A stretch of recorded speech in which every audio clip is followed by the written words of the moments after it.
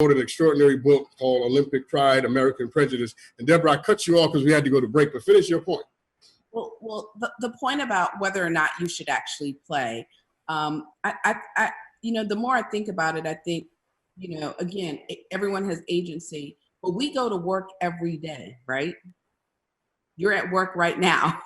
And I think sometimes going to work is great because we interact with a lot of people and a lot of people interact with us.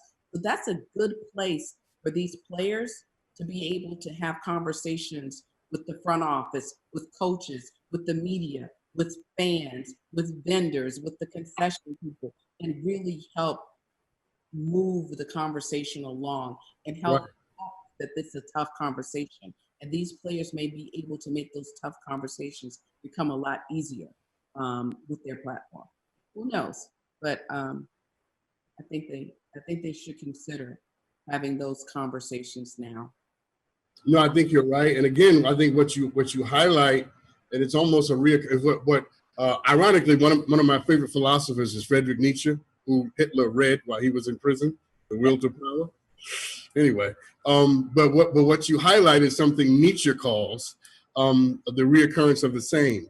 And that is the same kind of deep cultural, political, personal questions athletes had to ask in 1936 about whether or not they should go, whether or not they should play, and how they should respond to the environment is the same thing athletes are having to ask themselves today.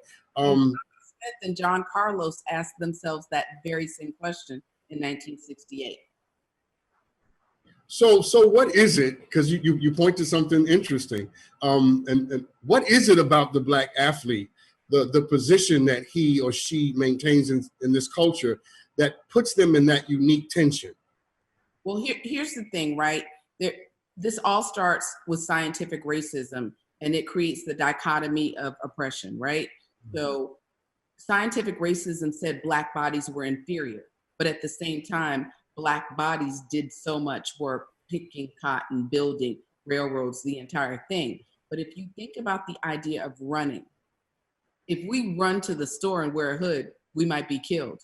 But if we run in an arena, if we run in a court, and we run in a sanctioned, supervised place, we're elevated because the idea of the Black body is elevated. And it's looked at as a prized possession by the owners and the fans and the people who love sports, right?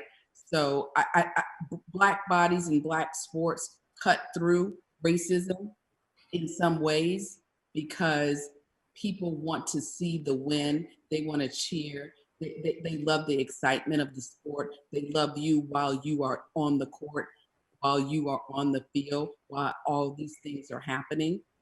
And that's the tension, right? I'm cheering for you because even when you look at the footage in Nazi Germany, right, in the documentary, they're cheering for the Black athletes. Everyone's cheering. Everyone thinks it's great. But then when you come off the field and you get back on the boat and you come back home to America and you come to your welcome home party, you got to walk your Black body through the back of that hotel to get.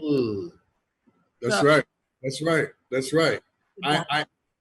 In the heads of the people who colonize and oppress other people, you know, they cherry pick the moments. You know, when the rules are public and the game is fair and the playing field is even, Black people always excel. People think that Black folks have some extraordinary athletic prowess. That's not it.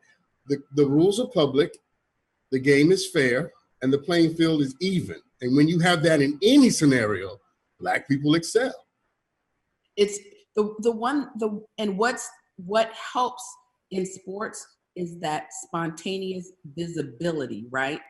You can't put the institutional racism in the 40-yard dash because every man go and may the fastest feet win, right? So the constructs that are hidden within education and the criminal justice system that can be invisible, you can either make the shot from the 3-point line or you can't. Yeah. It's all about, I love that. It's all about whether or not you have put in the work It's about talent and ability as opposed to access and privilege. And when you put Black people in a position to show talent and ability, we shine every time. Deborah.